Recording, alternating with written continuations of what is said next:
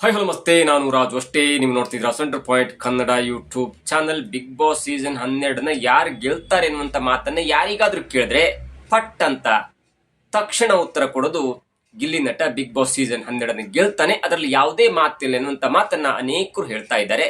ಕೆಲವೊಬ್ರು ಬೇರೆ ಬೇರೆ ಹೆಸರನ್ನು ಕೂಡ ಹೇಳ್ತಾರೆ. ಅದರ ಮಧ್ಯೆ ಮೇಜರ್ ಆಗಿ ಹೇಳೋದು ಗಿಲ್ಲಿ ನಟ ಗೆಲ್ತಾನೆ, ಅದರಲ್ಲಿ ಯಾವುದೇ ಸಂದೇಹ ಇಲ್ಲ ಎನ್ನುವುದು. ಗಿಲ್ಲಿ ನಟ ಬಿಗ್ ಬಾಸ್ ಸೀಸನ್ 12ಕ್ಕೆ ಸೆಪ್ಟೆಂಬರ್ 28ಕ್ಕೆ ಕಾಲಿಟ್ಟಾಗ್ಲೇ ಮೊದಲ ದಿನದಿಂದಲೇ ಜನ ಹೇಳ್ತಾ ಇರೋದು, ಇಲ್ಲ ಆ ಜನ ಯಾರ್ಯಾರಿದ್ದಾರೆ, ಇಷ್ಟು ಜನ ಇದ್ದಾರೆ, ಹಾಗಾದ್ರೆ ಗಿಲ್ಲಿ ಗೆಲ್ತಾನೆ ಎನ್ನುವಂತ ಮಾತನ್ನ from the first day itself ಹೇಳ್ತಾ ಬಂದಿದ್ರು. ಅದು ಇಲ್ಲಿಯ ತನಕ ಆ ಮಾತು ಹಾಗೆ ನಿಂತ್ಕೊಂಡಿದೆ. ಇನ್ನು ಗಿಲ್ಲಿ ಅವರು ಯಾಕೆ ಗೆಲ್ಬೇಕು ಅಥವಾ ಯಾವ ಕಾರಣದಿಂದ ಗೆಲ್ತಾರೆ ಅನ್ನೋದನ್ನ ನೋಡ್ತಾ ಇದ್ರೆ, ಈ ಬಿಗ್ ಬಾಸ್ ಎನ್ನುವುದು ಮೈಂಡ್ ಗೇಮ್ ಆಗಿದೆ. ಹಾಗಾಗಿ ಆ ಮೈಂಡ್ ಗೇಮ್ ತಕ್ಕಂತೆ ಗಿಲ್ಲಿ ನಟ ಆಡ್ತಾ ಇದ್ದಾನೆ. ಜೊತೆಗೆ ಗಿಲ್ಲಿ ನಟನ ಜರ್ನಿಯಲ್ಲಿ ಸಾಥ್ ಕೊಟ್ಟಂತ ಇಬ್ಬರು ಹುಡುಗಿಯ ಯಾರು, ಆ ಹುಡುಗಿಯರ ಕಂಡ್ರೆ ಗಿಲ್ಲಿಗೆ ಯಾಕೆ ಇಷ್ಟ, ಅಥವಾ ಆ ಗಿಲ್ಲಿ ಎನ್ನುವಂತ ವ್ಯಕ್ತಿತ್ವ ಆ ಹುಡುಗಿಯರನ್ನ ಯಾಕೆ ಇಷ್ಟ ಪಡ್ತಾ ಇದ್ದಾನೆ ಮತ್ತು ಅದರ ಹಿಂದಿನ ಕಾರಣ ಏನು. ಸುಖ ಸುಮ್ಮನೆ ಗಿಲ್ಲಿ ಒಂದು ಹುಡುಗಿಯನ್ನು ಇಷ್ಟಪಡ್ತಾನ, ಒಂದು ಹುಡುಗಿಯನ್ನು ಲೈಕ್ ಮಾಡ್ತಾನೆ, ಒಂದು ಹುಡುಗಿಯನ್ನು ಖಾಲಿ ಹೇಳ್ತಾನೆ ಮತ್ತು ಹುಡುಗಿಗೆ ಸಜೆಷನ್ ಕೊಡ್ತಾರ ಮತ್ತು ಹುಡುಗಿಯಿಂದ ತನಗೆಂದು ಲಾಭ ಆಗುತ್ತೆ ಅನ್ನುವಂತ ಒಂದು ಲೆಕ್ಕಾಚಾರ ಇಟ್ಕೊಳ್ತಾನ ಎನ್ನುವುದಕ್ಕೆ ಅನೇಕ ಉದಾಹರಣೆಗಳು ಕೂಡ ಇದೆ. ಅಷ್ಟಕ್ಕೂ ಗಿಲ್ಲಿ ಎನ್ನುವಂತ ಒಬ್ಬ ನಟ, ಒಬ್ಬ ಪ್ರಾಪರ್ಟಿ ಕಾಮಿಡಿಯನ್ ಇದ್ದಾನಲ್ಲ, ಅದು ಸಾಮಾನ್ಯ ಬುದ್ಧಿವಂತಿಕೆ ನಟ ಅಲ್ಲ, ಒಬ್ಬ ಸಾಮಾನ್ಯ ಬುದ್ಧಿವಂತಿಕೆ ಒಬ್ಬ ಮನುಷ್ಯನಲ್ಲ. ಕಷ್ಟ ಇತ್ತು ಆದ್ರೆ ಟ್ಯಾಲೆಂಟ್ ಇತ್ತು, ಕಷ್ಟ ಇತ್ತು ಆದ್ರೆ ಟ್ಯಾಲೆಂಟ್ ಕೂಡ ಇತ್ತು. ಆದ್ರೆ ಟ್ಯಾಲೆಂಟ್ ಮುಂದೆ ಕಷ್ಟ ಗೆದ್ದಿತ್ತು ಒಂದು ಹಂತದಲ್ಲಿ. ಆದ್ರೆ ಈಗ ಕಷ್ಟದ ಮುಂದೆ ಈಗ ಟ್ಯಾಲೆಂಟ್ ಗೆದ್ದಿತ್ತು. ಆಗ ಟ್ಯಾಲೆಂಟ್ ಮುಂದೆ ಕಷ್ಟ ಗೆದ್ದಿತ್ತು ಕಳೆದ 3-4 ವರ್ಷದಿಂದ. ಆದ್ರೆ ಇದೀಗ ಕಷ್ಟದ ಮುಂದೆ ಟ್ಯಾಲೆಂಟ್ ಗೆಲ್ತದೆ ಮತ್ತು ಎಲ್ಲವೂ ಕೂಡ ಇದೀಗ ತಾನು ಬಯಸಿದಂತೆ ಎಲ್ಲವೂ ಕೂಡ ಮನೆ ಮುಂದೆ ರಾಶಿ ರಾಶಿ ಈ ಸಂಪತ್ತು ಬರುವ ಎಲ್ಲಾ ಸಾಧ್ಯತೆ ಕೂಡ ಇದೆ ಮತ್ತು ಅದು ಒಂದೊಂದಾಗಿ ಈಗ ಬರ್ತಾ ಕೂಡ ಇದೆ.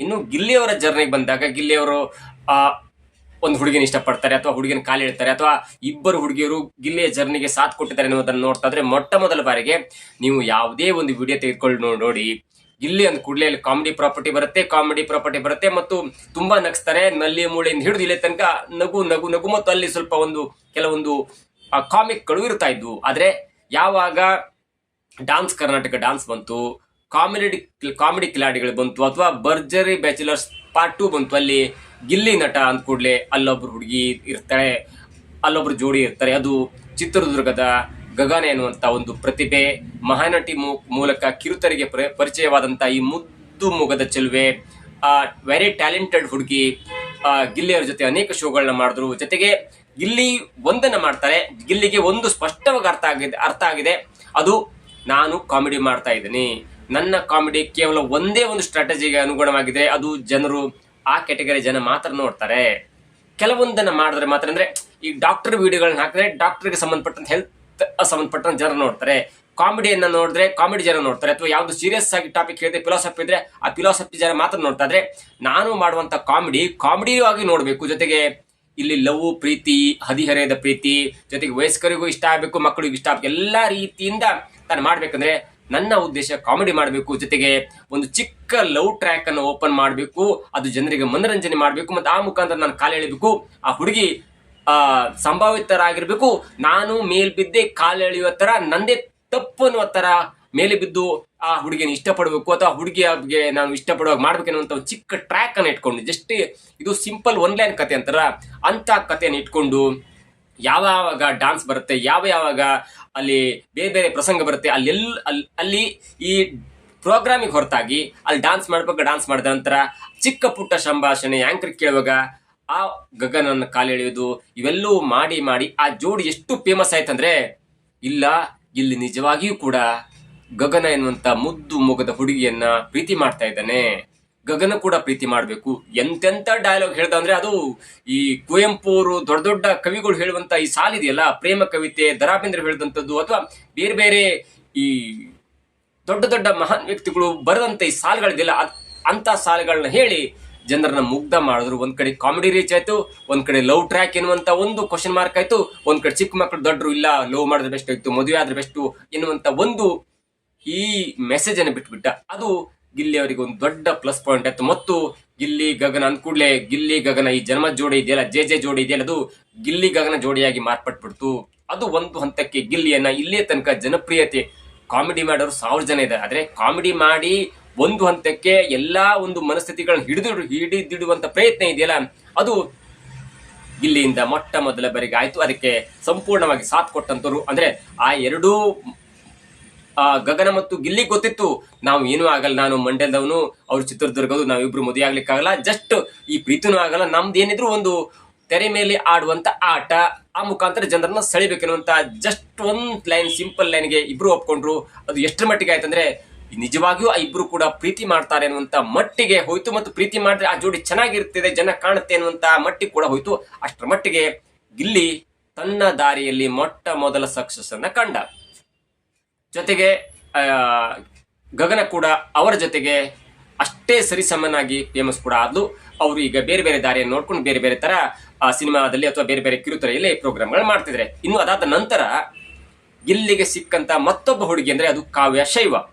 ಕಾವ್ಯ ಶೈವ ಅವರು ಬೇರೆ ಅಂದ್ರೆ ಕಳೆದ ಒಂದು 2 ವರ್ಷದಿಂದ ಕಿರುತೆರೆ ಸಕ್ರಿಯರಾಗಿದ್ದಾರೆ. ಅದಾದ ನಂತರ ಕೊತ್ತಲವಾಡಿ ಅನ್ನೋ ಸಿನಿಮಾದಲ್ಲಿ ಕೂಡ ಅವರು ಆ ಸಿನಿಮಾದಲ್ಲಿ ಪಾತ್ರವನ್ನು ಮಾಡಿ ಹೀರೋಯಿನ್ ಆಗಿ ಪಾತ್ರವನ್ನು ಮಾಡಿದ್ರು. ಅಂದ್ರೆ ಕೊತ್ತಲವಾಡಿ ಸಿನಿಮಾವನ್ನ ನಿರ್ಮಾಣ ಮಾಡಿದಂತರು ರಾಕಿಂಗ್ ಸ್ಟಾರ್ ಯಶ್ ಅವರ ತಾಯಿಯಾದಂತ ಪುಷ್ಪಾ ಅರುಣ್ ಕುಮಾರ್ ಅವರು. ಇಲ್ಲಿ ತನಕ ಕೆಲವೊಂದು ಸ್ಟೇಜ್ಗಳಲ್ಲಿ ಭೇಟಿಯಾಗಿದ್ದುಂಟು. ಕಾವ್ಯ ಶೈವ ಮತ್ತು ಗಿಲ್ಲಿ ಅವರು ಜೊತೆಗೆ ಮಾತನಾಡಿದುಂಟು, ಎಲ್ಲ ಉಂಟು. ಆದ್ರೆ ಯಾವಾಗ ಬಿಗ್ ಬಾಸ್ ಒಳಗಡೆ ಇವರು ಸ್ಪರ್ಧೆಗಳಿಗೆ ಹೋದಾಗ್ಲೂ ಕೂಡ ಕಾವ್ಯ ಅವರ ಜೊತೆಗೆ ಅಂಥದೇ ಒಂದು ನಂಟನ್ನು ಬೆಳೆಸ್ಕೊಂಡ್ರು. ಕಾವ್ಯ ಅವರ ಜೊತೆಗೆ ಒಂದು ತರಹದ ಒಂದು ಕಾಲಿ ಎಳೆಯುವ ಕೆಲಸ, ಪ್ರತಿ ಸಾರಿಯೂ ಕೂಡ ಕಾಲಿ ಎಳೆಯುವುದು, ಪ್ರತಿ ಸಾರಿಯೂ ಕೂಡ ಕಾವು ಕಾವು ಎನ್ನುವುದು. ಅಂದ್ರೆ ಎಷ್ಟರ ಮಟ್ಟಿಗೆ ತನ್ನ ಕಾಮಿಡಿ ಜನರಿಗೆ ರೀಚ್ ಆಗಬೇಕು. ಜೊತೆಗೆ ಅಲ್ಲಿ ಎಲ್ಲೂ ಕೂಡ ಅಂಥದ್ದೊಂದು ಬಾಂಧವ್ಯ ಅಂಥದೊಂದು ಜೋಡಿ ಕಾಣ್ತಿರ್ಲಿಲ್ಲ. ನೋಡಿ, ನೀವು ಬಿಗ್ ಬಾಸ್ ಸೀಸನ್ ತೆಗೆದುಕೊಂಡಾಗ ಧನುಷ್ ಅವರಿಗೆ ಆಲ್ರೆಡಿ ಮದುವೆ ಆಗಿತ್ತು, ರಘು ಅವ್ರಿಗೆ ಮದುವೆ ಆಗಿತ್ತು, ಧ್ರುವ್ ಅಂತಂದು ಮತ್ತೊಂದು ಕೇಸು, ಬೇರೆ ಬೇರೆ ಎಲ್ಲವನ್ನು ತೆಗೆದುಕೊಂಡಾಗಲೂ ಕೂಡ ಅಂದ್ರೆ ನಿಮ್ಗೆ ಸ್ಟ್ರಾಂಗ್ ಕಂಟೆಸ್ಟೆಂಟ್ಗಳಲ್ಲಿ ಅಂಥದ್ದೊಂದು ಇರಲಿಲ್ಲ. ಅವ್ರಿಗೆ ಬೇರೆ ಬೇರೆ ಹಾದಿ ಇತ್ತು. ಆದ್ರೆ ಭರ್ಜರಿಯಾಗಿ ಬ್ಯಾಚುಲರ್ ಆಗಿರುವಂತ, ಕಾಮಿಡಿಯಾಗಿ ನಗಿಸುವಂತ ಒಬ್ಬ ಕ್ಯಾಂಡಿಡೇಟ್ ಅಂದ್ರೆ ಅದು ಗಿಲ್ಲಿ ನಟ.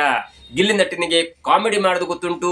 ಜೊತೆಗೆ ಅಲ್ಲಿ ಕಾಲೆಳೆದು ಕೂಡ ನಾನು ಒಬ್ಬ ದ ಮೋಸ್ಟ್ ವಾಂಟೆಡ್ ಬ್ಯಾಚುಲರ್ ಎನ್ನುವಂತ ಒಂದು ಶಬ್ದವನ್ನ, ಒಂದು ಮೆಸೇಜ್ ಸಾರಬೇಕಿತ್ತು. ಅದಕ್ಕೆ ಹೇಗೆ ಮಾಡಬೇಕು, ಇಲ್ಲ ಅಲ್ಲಿರುವಂತ ಒಂದು ಫಿಮೇಲ್ ಕ್ಯಾಂಡಿಡೇಟ್ಗಳಲ್ಲಿ ನಾವು ರಾಶಿಕಾ ತಗೊಳ್ಬಹುದು, ಸ್ಪಂದನ ತಗೊಳ್ಬಹುದು, ರಕ್ಷಿತಾ ತಗೊಳ್ಬಹುದು.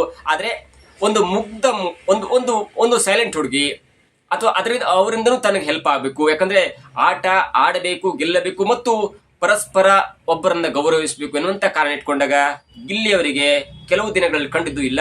ಕಾವ್ಯ ಶೈವ ಅವರನ್ನು ನಾನು ಸ್ವಲ್ಪ ಹತ್ರ ಆದ್ರೆ ಅವರು ಕೂಡ ನನಗೆ ಸಜೆಷನ್ ಕೊಡ್ತಾರೆ. ಯಾಕಂದ್ರೆ ಇದು ಮೈಂಡ್ ಗೇಮ್ ಆದ ಕಾರಣ ಯಾವಾಗ ಯಾವ ಹಂತಲ್ಲಾದ್ರೂ ನಾವು ಕಂಟ್ರೋಲ್ ತಪ್ಪಿ ಕೆಟ್ಟ ಮಾತಾಗ್ಬೋದು, ಬೇರೆ ಬೇರೆ ಮಾತಾಡುವ ಚಾನ್ಸಸ್ ಇರುತ್ತೆ, ಹೊರಗೆ ಹೋಗೋ ಚಾನ್ಸಸ್ ಇರುತ್ತೆ. ಆದ್ರೆ ನಾವು ಏನೇ ಆಟ ಆಡಿದ್ರು ಕೂಡ ಕೆಲವೊಂದು ಸಮಯದಲ್ಲಿ 5-10 ನಿಮಿಷ ಯಾರ ಜೊತೆ ನಂಬಿಕಸ್ಥರ ಜೊತೆ ಮಾತನಾಡಿದಾಗ ನಮಗೆ ನಮ್ಮ ಮೈಂಡ್ ಕನ್ವರ್ಟ್ ಆಗಿ, ಮೈಂಡ್ ಡೈವರ್ಟ್ ಆಗಿ ಸಹಜ ಆಟ ಸ್ಥಿತಿ ಬರ್ಲಿಕ್ಕೆ ಆಗ್ತಿರುವಂತ ಕಾರಣಕ್ಕಾಗಿ ಗಿಲ್ಲಿಯ ಮತ್ತೊಂದು ಅತ್ಯುತ್ತಮ ಆಯ್ಕೆಯೇ ಕಾವ್ಯ ಶೈವ ಅವರನ್ನ ಒಂದು ಹಂತಕ್ಕೆ ಗೆಳತಿಯನ್ನಾಗಿ ಮಾಡಿಕೊಂಡು ಅವರ ಇನ್ಪುಟ್ಸ್ ತಗೊಂಡು ಅವ್ರಿಗೆ ಇನ್ಪುಟ್ಸ್ ಕೊಟ್ಟು ಕೊನೆಗೆ ಏನಾಯ್ತಂದ್ರೆ ಇಲ್ಲ, ಗಿಲ್ಲಿ ನಟ ಕಾವ್ಯ ಶೈವ ಅವ್ರನ್ನ ಪ್ರೀತಿ ಮಾಡ್ತಾ ಇದ್ದಾನೆ ಎನ್ನುವಂತ ಮಟ್ಟಕ್ಕೆ ಹೋಗಿ ಕಿಚ್ಚನ ಕಟಕಟಿಯಲ್ಲೂ ಕೂಡ ಅದು ದೊಡ್ಡ ಸದ್ದಾಯ್ತು. ಕೊನೆಗೆ ಸ್ಪರ್ಧಿಗಳೆಲ್ಲ ರೊಚ್ಚಿಗಿದ್ದಿಲ್ಲ. ಕಾವ್ಯ ಅವರು ಏನೇ ತಪ್ಪು ಮಾಡಿದ್ರು ಕೂಡ ಗಿಲ್ಲಿ ಅವರು ಅವ್ರನ್ನ ನಾಮಿನೇಷನ್ ಮಾಡಲ್ಲ. ಜೊತೆಗೆ ತಾನು ಫೈನಲ್ ಹೋಗೋದ್ರ ಜೊತೆಗೆ ಕಾವ್ಯ ಶೈವ ಅವರನ್ನು ಕೂಡ ಫೈನಲ್ ಕರ್ಕೊಂಡು ಹೋಗ್ತಾನೆ ಎನ್ನುವಂತ ಅನೇಕ ಗೊಂದಲಗಳು ಕೂಡ ಬಂತು. ಅದಾದ ನಂತರ ಬಿಗ್ ಬಾಸ್ ನಲ್ಲಿ ಯಾವಾಗ ಗಿಲ್ಲಿ ಮತ್ತು ಕಾವ್ಯ ಶೈವ ಅವರ ಒಂದು ಜೋಡಿ ಸೂಪರ್ ಹಿಟ್ ಆಯ್ತಲ್ಲ, ಅದಾದ ನಂತರ ಸಿಟ್ಟಿಗೆದ್ದಂತ ಅನೇಕ ಬೇರೆ ಬೇರೆ ಫ್ಯಾನ್ಸ್ಗಳು ಗಿಲ್ಲಿ ಮತ್ತು ಗಗನ ಅವರ ಒಂದು ರೊಮ್ಯಾಂಟಿಕ್ ಸಾಂಗ್ ವೈರಲ್ ಮಾಡಿಬಿಟ್ರು.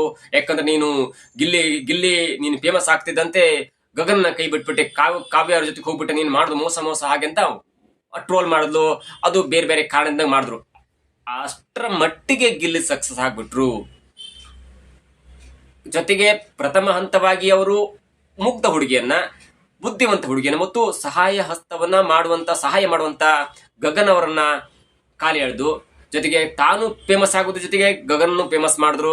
ಜೊತೆಗೆ ಬಿಗ್ ಬಾಸ್ ಬಂದ್ಕೊಂಡು ತಾನು ತನ್ನ ಟ್ರ್ಯಾಕ್ ಅನ್ನ ಯೂಸ್ ಮಾಡ್ಕೊಳ್ಳೋದ್ರ ಜೊತೆಗೆ ತಾನು ರೀಚ್ ಆಗೋದ್ರ ಜೊತೆಗೆ ಕಾವ್ಯ ಶೈವ ಅವ್ರನ್ನು ಕೂಡ ಒಂದು ಹಂತಕ್ಕೆ 100 days ಅನ್ನ ಕಂಪ್ಲೀಟ್ ಮಾಡುವ ಹಂತಕ್ಕೆ ಕರ್ಕೊಂಡು ಬಂದರು. ಅಂದ್ರೆ ಗಿಲ್ಲಿ ನಟ ಕೇವಲ ಕಾಮಿಡಿ ಮಾಡಲ್ಲ, ಗಿಲ್ಲಿ ನಟನ ಹತ್ರ ಒಂದು ಈ ಮನುಷ್ಯರ ಪಲ್ಸ್ ಅನ್ನ ಅರ್ಥ ಮಾಡ್ಕೊಳ್ಳುವಂತ ಕೆಪಾಸಿಟಿ ಇದೆ. ಹಾಗಾಗಿ ಭರ್ಜರಿ ಬ್ಯಾಚುಲರ್ಸು, ಡಾನ್ಸ್ ಕರ್ನಾಟಕ ಡಾನ್ಸ್ ಅಲ್ಲಿ ಗಗನ ಎನ್ನುವಂತ ಹುಡುಗಿ ಜೊತೆ ಒಂದು ಒಂದು ಫೇರ್ ಆಗಿ ಕಾಣಿಸ್ಕೊಂಡು ಜನರ ಮನಸ್ಸನ್ನು ಸೆಳೆದ್ರು. ಅದಾದ ನಂತರ ಇಲ್ಲಿ ಬಂದು ಹುಡುಕ್ತಾರೆ, ಅವರಿಗೆ ಕಾವ್ಯ ಶೈವ ಅನ್ನುವಂತ ಹುಡುಗಿ ಸಿಗ್ತಾರೆ. ಅವರು ಕೂಡ ಎಲ್ಲೂ ಕೂಡ ನೀವು ಯಾವ ಕಂಟೆಸ್ಟೆಂಟ್ಗಳ ಬಗ್ಗೆ ಬೇಕಾದ್ರೂ ನೀವು ಕಿರಿಕ್ ಅಥವಾ ಬೇರೆ ಬೇರೆ ತರ ಅನ್ಬೋದು. ಆದ್ರೆ ಕಾವ್ಯ ಶೈವ ಅವ್ರ ಬಗ್ಗೆ ಯಾವ ವ್ಯಕ್ತಿಯು ಕೂಡ ಆಟ ಆಡಿಲ್ಲ ಅನ್ಬೋದು, ಟಾಸ್ಕ್ ಆಡಿಲ್ಲ ಅನ್ಬೋದು, ಮನೇಲಿ ಏನ್ ಮಾಡಿದ್ದಾರೆ ಅನ್ನೋ ಅಂತ ಒಂದು ಮಾತನ್ನ ಅನ್ಬೋದೇ ಹೊರತು ಇಲ್ಲ ಅವ್ರು ಕಿರಿಕು, ಅವ್ರು ಬೇರೆ ಬೇರೆ ದೂರ ಹೇಳ್ತಾರೆ, ಅವ್ರು ಹಾಗೆ ಮಾಡಿದ್ರು, ಅವ್ರು ಮೋಸ ಮಾಡಿದ್ರು ಅಂತ ಒಂದೇ ಒಂದು ಪದ ಇಲ್ಲೇ ತನಕ ಕಾವ್ಯ ಶೈವ ಅವರ ಬಗ್ಗೆ ಬಂದಿಲ್ಲ.